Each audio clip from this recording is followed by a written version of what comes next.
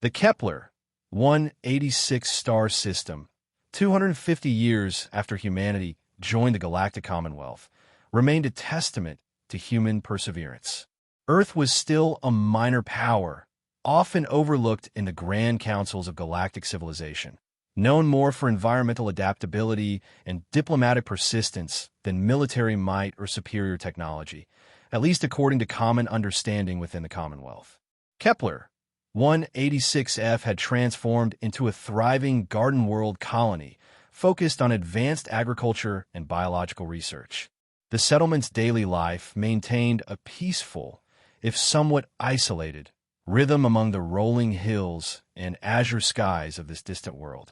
Dr. Eris Thorne stood at the edge of the colony's eastern agricultural dome, her eyes fixed on the strange bioluminescent fungi she had been studying for the past 3 months.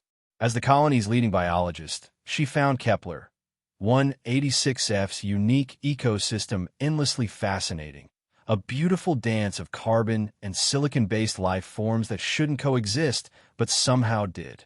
Her tablet chimed with a message notification, and she smiled, knowing it would be an update on the Stardust Wanderer. Her daughter Elisa was aboard, finally coming to join her after 3 years of separation. "Any news about the transport ship?" Governor Elia Vance asked, approaching from behind. The colony leader's weathered face showed signs of both wisdom and weariness, the latter stemming from decades navigating Commonwealth bureaucracy and the condescending attitudes of more powerful species. "Still on schedule," Dr. Thorne replied, her excitement evident despite her professional demeanor. 3 more days until arrival." Governor Vance nodded, gazing upward through the transparent dome at the alien sky. "Good. We need those medical supplies and the new research equipment. And I know how much you've missed Elisa." 3 years is too long," Thorne admitted. "But that's the price of living on the frontier." She paused, then added in a lower voice, "I still worry about the Gray Belt Passage." The Gray Belt, a contested region of space between Commonwealth-controlled sectors and territories claimed by the Kthar, was notorious for being a regulatory gray area. Commonwealth laws were often ignored by stronger factions like the Kthar, a silicon-based warrior species that valued efficiency and cold logic above all else. They viewed carbon-based species like humans as inherently weak and inefficient. Tensions over resource rights in the region had been simmering for decades. "The route is officially Commonwealth approved," Vance said firmly, though concern flickered across her features. The Kthar wouldn't risk violating established shipping lanes, not with the trade penalties at stake. Both women fell silent, knowing that Commonwealth regulations meant little to the Kthar when it served their interests to ignore them. The colony's isolation was never more apparent than in moments like these. The nearest major Commonwealth outpost was almost 2 weeks away at FTL speeds, and the colony depended entirely on regular civilian transport ships for supplies, personnel rotation, and communication with Earth. The Stardust Wanderer was just such a vessel, a standard civilian transport, unremarkable except to those waiting for its arrival. It carried families, scientists, essential goods, and among its passengers, young Elisa Thorne. Dr. Thorne returned to her laboratory, trying to focus on cataloging the day's specimens rather than counting the hours until reunion. In 3 days, her world would be complete again. 3 days that would never come. The emergency alert sounded at 0347 local time, jarring Dr. Thorne from sleep. The colony's communication center had received a fragmented distress signal, barely intelligible but unmistakably from the Stardust Wanderer. Kthar vessels, no warning, breach of, under attack, civilians aboard, please. The transmission cut off abruptly, replaced by static. By dawn, the colony's command center had become a storm of activity. Governor Vance stood at the central holographic display, her face ashen as fragmentary data painted an incomplete but horrifying picture. The Stardust Wanderer had been intercepted while following its approved route through the Gray Belt. Multiple Kthar warships had surrounded it, opened fire without warning or provocation, and reduced the civilian vessel to scattered debris. No survivors. 216 human lives extinguished in an instant. Dr. Thorne sat motionless in a corner of the command center, eyes fixed on nothing, tablet fallen forgotten at her feet. Somewhere in her scientific mind, she understood she was in shock. The rest of her had gone numb, protecting itself from a reality too painful to process. Governor Vance worked tirelessly, sending emergency communications to Commonwealth authorities, demanding explanations from Cathar representatives, pleading for immediate investigation. In response, the answers were either silence or bureaucratic deflection. The Cathar eventually issued a brief statement claiming the human vessel had violated restricted space, a transparent lie, as navigation records clearly showed the Stardust Wanderer had remained on its approved course. When pressed, Cathar representatives simply cut communications. Days passed. The Commonwealth Security Council promised to review the incident, but advised patience and restraint. Compensation claims would be processed according to standard procedures. Cultural differences would be taken into account when assessing the Cathar response. The machinery of interstellar diplomacy churned sluggishly, designed to prevent hasty actions, but often seeming merely to prevent action altogether. In the colony, grief gave way to anger, then to bitter resignation. The Cathar were powerful, Earth was not. Justice would be subordinated to political reality, as it had been countless times throughout human history. And then, silence fell over the colony as news arrived from Earth. Not the expected diplomatic protests or demands for justice. Not the public outrage or massive demonstrations one might expect following such an atrocity. Instead, an eerie, calculated silence. 3,000 light-years away, beneath the crushing depths of Earth's Mariana Trench, 23 individuals gathered in a facility unknown to the Commonwealth or the public records of Earth itself. The structure, carved into the ocean floor and shielded from detection by technology far beyond Commonwealth standards, housed what was officially designated as the Strategic Response and Evaluation Council, but known to its members simply as the Shadow Council.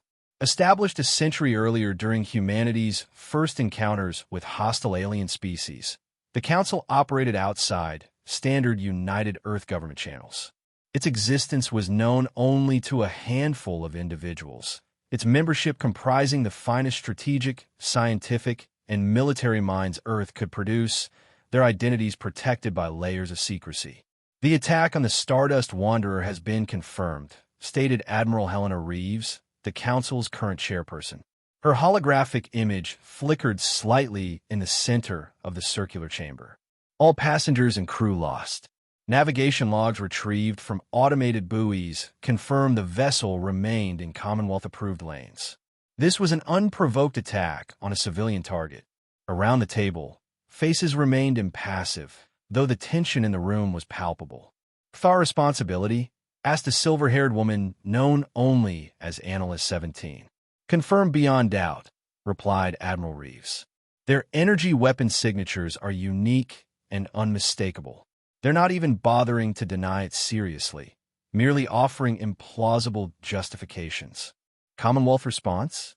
As expected, expressions of concern, promises of investigation, exactly nothing of substance. A moment of silence settled over the chamber.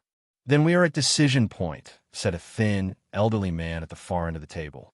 Dr. Emmanuel Ortega, the Council's senior scientist, spoke rarely but was always heated. The Cathar have calculated that we are too weak to respond effectively, and that the Commonwealth will shield them from serious consequences. They believe they can attack our civilian vessels with impunity. This calculation must be corrected, said Analyst 17. The Chimera Protocol, Admiral Reeves said, not as a question, but as a declaration. Nods around the table, some quick, others hesitant. We've held this capability in reserve for 70 years, said a younger man in a naval uniform. Using it will reveal a technological advantage we can never reclaim. A deterrent only works if your adversaries know you have it, countered Analyst 17. The Cathar respect power and precision, added another council member. They need to understand that attacking Earth's civilians carries unacceptable costs. Targets? Admiral Reeves asked, moving the discussion forward. A three-dimensional star map materialized above the table, highlighting Kthar territory and key installations. We need a target that will significantly impact their military capabilities without causing civilian casualties, Dr. Ortega said, manipulating the display with subtle hand gestures. Their society lacks our distinction between military and civilian populations, but we will maintain our ethical standards regardless. The map zoomed in on a remote nebula at the edge of Kthar space. Within it floated an enormous space station, a spinning, angular construct of dark metal and energy fields. The Star Forge, Dr. Ortega continued, their premier production facility for the ultra-dense hull alloys used in their warships. Automated, minimal biological presence, primarily AI-controlled with maintenance drones. Heavily defended by energy fields and automated patrol fleets. Destroying it would significantly reduce their warship production capacity for years. Conventional forces would never reach it, noted the naval officer. We will not be using conventional forces, Admiral Reeves said quietly. Authorization for Chimera protocol deployment, code sequence Epsilon 9 Tango Ares. A series of confirmations echoed around the table. Somewhere deep beneath the facility, machinery that had waited decades for this moment hummed to life. Deploy the Eidolon, Admiral Reeves ordered. Execute Operation Scalpel's Kiss. Far beyond Neptune's orbit, in the frozen darkness of the Kuiper Belt, something awakened. Not a ship in any conventional sense. The object designated Eidolon resembled a crystalline lattice structure approximately 100 meters across. No visible propulsion systems, weapons, or even viewports marked its seamless surface. It had remained dormant in a stealth orbit around a nameless dwarf planet, waiting for activation codes that had finally arrived. The Eidolon's surface rippled like liquid mercury, then stabilized. The space around it seemed to bend slightly, light distorting as exotic energies manipulated the local space-time continuum. Then, without any visible thrust or energy signature, it accelerated to speeds that would have been impossible by Commonwealth physics, vanishing from the solar system. The Kthar Star Forge hung in the nebula's embrace, plasma streams from the surrounding gases feeding its enormous energy reactors. The facility was a masterpiece of Kthar engineering. 15 kilometers of interlocking forges, refineries, and fabrication plants capable of producing the specialized alloys that made Kthar warships nearly impervious to standard weaponry. Energy shields layered the station, and automated defense platforms orbited in precise patterns. Inside, AI systems directed thousands of drone workers in a continuous production cycle. The few biological Kthar present served as supervisors and quality control specialists, analyzing data from their crystalline control nodes. Nothing in the nebula's sensors detected the Eidolon's arrival at a position 5 astronomical units from the Star Forge. The human device bent space around itself, existing partially in dimensions beyond normal perception, rendering it effectively invisible to conventional detection methods. The Eidolon oriented itself, aligning crystalline structures within its matrix. Then it began projecting quantum resonance fields, not energy in the usual sense, but patterns of quantum entanglement that could traverse normal space almost instantaneously and without energy signatures that would trigger alarms. These fields passed through the Star Forge's defensive shields as if they weren't there, penetrating deep into the station's core systems. They carried no destructive force, no explosive potential, no electromagnetic pulse. Instead, they began precisely altering the subatomic structure of key components within the facility. In the primary smelting chamber, the fusion reactors that generated the extreme temperatures necessary for alloy production experienced subtle changes. Atomic bonds rearranged themselves. Containment field generators transformed, molecule by molecule, into inert crystalline structures that maintained their appearance, but lost all functionality. The changes spread, precise and targeted, leaving surrounding systems untouched while rendering crucial components permanently non-functional. Across the Star Forge, robotic assembly arms froze mid-motion as their control circuits transmuted into different materials altogether. Power conduits remained visibly unchanged, but could no longer conduct energy. Computer cores maintained their physical structure, while their internal circuitry rearranged into beautiful but useless geometric patterns.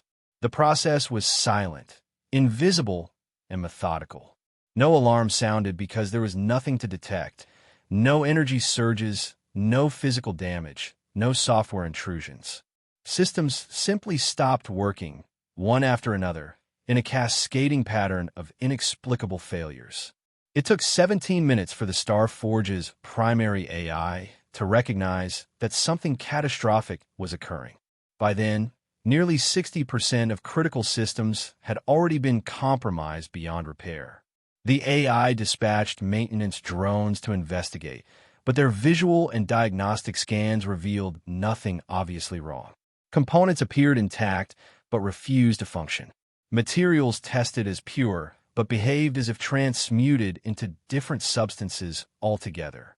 The biological Cthar supervisors, their crystalline bodies glittering under emergency lighting, moved with increasing agitation as they attempted to understand the spreading cascade of failures. Their logical minds struggled to process a scenario that defied their understanding of physical law. How could perfectly functioning technology simply stop working without visible damage or detectable cause? By the time the Star Forge's commander ordered an emergency evacuation, the station's power grid had collapsed entirely. Backup systems activated, then failed minutes later as they too succumbed to the invisible transformation. Escape pods launched, carrying the few biological Cthar to safety, but the station itself was beyond salvation. In under 2 hours, the Star Forge, the pride of Cthar military production, had been reduced to a hollow shell. From the outside, it appeared untouched. Inside, it was a dead husk, its technology transformed at the molecular level into useless, if sometimes beautiful, configurations of the same materials. The Eidolon, its work complete, distorted space around itself once more and vanished, leaving no evidence of its presence. The Cthar High Command received the emergency transmissions from the Star Forge's evacuees with initial skepticism. The description of systems failing without apparent cause seemed implausible. When follow-up investigations confirmed the reports, disbelief turned to fury and confusion. Initial theories suggested an internal saboteur or a catastrophic design flaw. However, detailed scans of the disabled facility revealed the true nature of what had happened, and it sent shockwaves through Cthar military leadership. Key components throughout the Star Forge had been altered at the molecular level. Not destroyed, not damaged, but precisely reconfigured into non-functional forms. The level of precision required for such alterations was beyond any technology the Cthar possessed or believed existed within the Commonwealth. Impossible, declared High Commander Kvex, studying the analysis reports in the Cthar military headquarters on their homeworld. No species possesses the ability to manipulate matter with such precision at a distance. The evidence is irrefutable, replied Science Director Tlar, her crystalline form pulsing with agitation. Our most advanced analysis confirms it. This was not an accident or natural phenomenon. This was a targeted attack using technology that violates our understanding of physics. Oh, demanded Kvex, anger distorting the harmonic resonance of his voice. Who would dare? And who could possess such capability while keeping it hidden from us? Silence fell across the command chamber as the implications settled over the gathered leadership. The timing was too precise to be coincidental.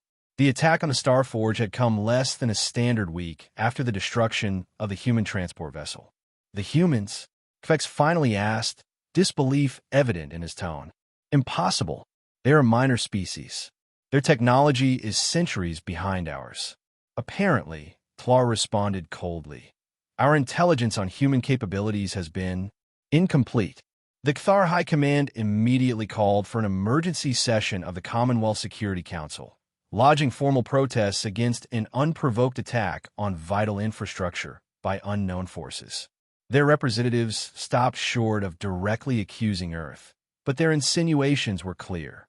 The council chamber on the Commonwealth capital world of Axiom Prime was filled to capacity. Representatives from 200 member species gathered in tiered seating around a central podium. Cthar delegates, their crystalline forms gleaming under the chamber's lights, presented evidence of the attack on the Star Forge, emphasizing its inexplicable nature and demanding investigation and reparations. When they finished, silence fell across the chamber. The council arbiter, a member of the ancient Zeltharian species, turned to the Earth delegation. The representative from Earth may respond, the arbiter intoned. Governor Elia Vance, summoned from Kepler, 186F to speak for humanity, approached the podium. Her plain diplomatic uniform stood in stark contrast to the ornate garments of most other species representatives. Her face showed no emotion as she addressed the council. Esteemed members of the Commonwealth, she began, her voice steady. 6 days ago, a civilian transport vessel, the Stardust Wanderer, was destroyed by Cthar warships while traversing an approved shipping lane through the Gray Belt. 216 humans, scientists, family members, including children, were killed. She paused, letting the words settle. When we brought this matter before this council, we were advised to be patient, to understand cultural differences, to wait for investigations that might never conclude. We were reminded of our position as a minor power within the Commonwealth and the realities that entails. Governor Vance's eyes swept the chamber, lingering briefly on the Cthar delegation. Earth does not claim responsibility for what happened to the Star Forge, nor do we deny it. What I will say is this. Earth believes in the law of cause and effect. Every action produces a proportionate reaction. We simply wish for a safe environment for our citizens under the rules we have all agreed to uphold. The chamber erupted in murmurs as delegates conferred with advisors and each other. The Cthar representatives vibrated with barely contained rage, the harmonics of their crystalline bodies creating a discordant hum. This is an admission of guilt, the Cthar High Commander declared. The humans confess to possessing and deploying unknown technology in an act of war. I have admitted nothing, Governor Vance replied calmly. I have merely stated philosophical principles that most civilized beings understand. If the Cthar wish to discuss unprovoked acts of aggression, perhaps we should return to the matter of the Stardust Wanderer. Other delegations began to speak up, some demanding explanations from Earth, others pressing the Cthar about the destroyed transport ship. Beneath the surface arguments, however, a new undercurrent was emerging in the Council, a reassessment of Earth's position in the galactic hierarchy. The more analytically minded species had already connected the dots. The attack on the human transport and the mysterious disabling of the Star Forge occurred too close together to be coincidental. More significantly, the nature of the Star Forge attack, precise, non-lethal yet devastatingly effective, spoke of technological capabilities far beyond what Earth was known to possess. Species that had previously dismissed humans as a curiosity or a minor diplomatic annoyance now regarded Earth's representatives with cautious reassessment. If humans possessed technology that could bypass the most sophisticated Cthar defenses and alter matter at the molecular level from a distance, what other capabilities might they be concealing? The Morgan delegation, known for their strategic acumen, requested private consultations with Earth representatives. The Kelvashi, masters of quantum physics, began reviewing all available data on human scientific development. Even the ancient Zeltharians, normally aloof from younger species squabbles, seemed to pay closer attention to Governor Vance's words. The council session ended without formal resolutions, but the balance of power had subtly shifted. Earth representatives found themselves approached by species that had previously ignored them, with offers of trade agreements, scientific exchanges, and mutual defense consultations. On Kepler 186F, Dr. Eris Thorne knew nothing of these high-level diplomatic maneuvers. She had returned to her laboratory, not out of scientific passion, but because work was the only thing that could briefly distract her from grief. Her daughter was gone, along with all hopes for their reunion. As she mechanically cataloged specimens, her assistant quietly informed her that Cathar vessels had withdrawn from the nearby sector. The Gray Belt Patrol schedules had been adjusted, creating a wider buffer zone around Commonwealth shipping lanes. No official explanation had been given, but the change was unmistakable. That evening, Thorne sat with Governor Vance, who had just returned from the council session, on a balcony overlooking the colony's central plaza. Something happened, Thorne said, not a question, but a statement. Something more than bureaucratic negotiations. Vance sipped her tea before answering. Earth responded, not officially, not publicly, but effectively. The Cathar, let's just say they received a precise demonstration of why attacking human civilians is unwise. No civilians were harmed. No Commonwealth laws were technically violated. But a message was delivered that couldn't be misinterpreted. Thorne stared into the distance, where the system's red dwarf sun was setting behind alien mountains. Does it bring them back? Elisa? The others? No, Vance admitted quietly. Nothing can do that. But it may mean other parents won't lose their children to similar attacks. The Cathar respect power above all else, and they now have reason to believe we possess it in forms they don't understand. A complex mixture of emotions washed over Thorne, grief still dominant, but now mingled with a grim satisfaction that consequences had been delivered, and perhaps a small measure of hope that her daughter's death had prompted changes that might protect others. In the weeks that followed, subtle but significant shifts occurred throughout the region. Cathar vessels gave wide berth to human ships and colonies. Commonwealth authorities, previously dismissive of human security concerns, became notably more responsive. Species that had once ignored Earth now sent diplomatic missions, cultural exchanges, and trade delegations. No official explanation was ever given for what happened to the Starforge. Cathar propaganda claimed it had been temporarily disabled by a natural phenomenon in the nebula. Commonwealth records listed the incident as under investigation, a status that would remain unchanged for years. Deep beneath Earth's oceans, the Shadow Council convened for a final review of Operation Scalpel's Kiss. The Eidolon has returned to dormancy, Admiral Reeves reported. All systems nominal. No evidence of our involvement was detected. And the message, asked Analyst 17, received and understood based on subsequent Cathar behavior. Their military production capabilities have been set back by an estimated 15 years.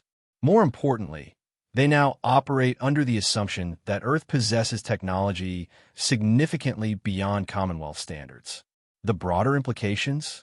Dr. Ortega inquired. As expected, our diplomatic standing has improved markedly.